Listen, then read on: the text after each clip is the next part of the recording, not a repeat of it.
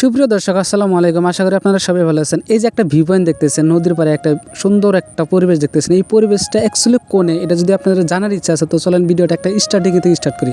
আমি আছি বর্তমান বর্মতা নদীর ভিতরে, মানে নায়ের উপরে, কিন্তু বর্মতা নদীর ভিতরে আছি। আর এই যে দেখতেছেন একটা পাহাড়, এই পাহাড়টা হচ্ছে নামনের সময় একটা নাম করা পাহাড়। আর এই পাহাড়ে কেন্দ্র করে একটা বাজার, সাপ্তাহিক বাজার বহে, যে বাজারটা প্রত্যেক রবিবার আর বুধবারে বাজার বহে। এই পাহাড়টা হচ্ছে বাগবর পাহাড়, বরপেটা ডিস্ট্রিক্টে পড়ে। তো আমি কিংবা একটা জরুরি কামে কলপাড়া থেকে বরপেটা গেছিলাম, মানে নদী দিয়া। তো এই বাগবর পাহাড়ে লগে একটা বাজার হয়, সাপ্তাহিক বাজার প্রত্যেক রবিবারে আর বুধবারে হয়। এই যে নদীটা দেখতেছেন, এই নদীটা হচ্ছে ব্রহ্মপুত্র মেইন নদী, এটা বরপেটা ডিস্ট্রিক্টে পড়ে। তো এই যে চারিদিকে যে নাও দেখতেছেন আপনারা, এই সাপ্তাহিক বাজারে বাজার কিনা বেচা করার জন্য চারিদিকে থেকে রবিবারে আর বুধবারে এইরকম করে নাও আসা যাওয়া করে।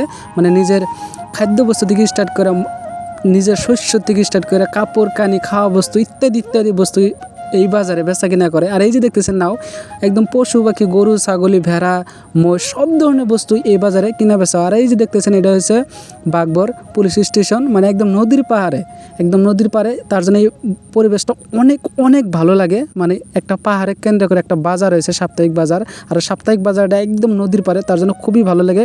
সব দিকে থেকে সহযোগ দেওয়া হয়, মানে বাজারটা কিনা বেচা করার জন্য। মেইনলি এই বাজারে যদি আপনারা যাবার চান, মেইনলি নাও দিয়ে গেলে বেটার হবে, কারণ নাও দিয়ে এই বাজারে মানে কোনো ধরনের প্যারা লাগে না। তার জন্য এই নাও দিয়ে যাতায়াত করাটা খুবই একটা বেটার অপশন। আর এই যে দেখতেছেন চারিদিকে থেকে নাও আইতেছে।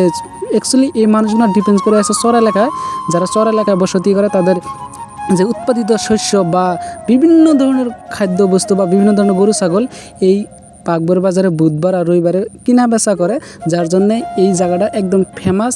আর এই যে দেখতেছেন সব জায়গায় নদী যেটা ভাঙ্গার, যেটা সৃষ্টিকারক হয়, সব জায়গায় কম বেশি হয়। তার জন্য এই জায়গাটা কিছু অল্প ক্ষতি করে আছে।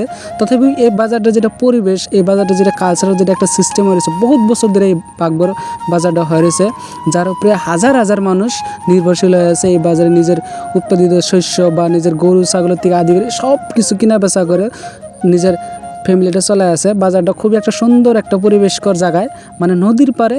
আর সবথেকে বড় কথা হলো এই বাজারে আপনার সব বস্তু পাবেন। কিছু কিছু বস্তু আছে আপনার খাওয়ার জন্য খুবই খুবই ফেমাস, যেমন মিষ্টি, দই।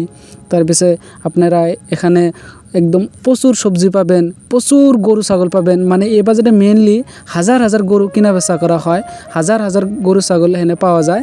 মানে অত্যাধিক মরাপাটে থেকে স্টার্ট করে ধান, তার পিছনে মাটি গালাই সব ধরনের বস্তু পাওয়া যায়। এই যে দেখতেছেন নদী পাড়ে অ্যাকচুয়ালি মানুষগুলো চরের মানুষ, আর এই চরের মানুষ এই বাজারে একটা উৎসব ধরনের পালন করে বুধবার আর রবিবারে।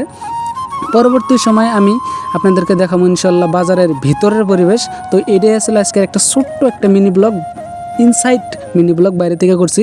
মানে খুবই একটা সুন্দর পরিবেশ আপনারা দেখতেছেন, নৌকার ভিতরে মানুষ ছাতি দিয়ে বেরিয়েছে, কি সুন্দর একটা পরিবেশ।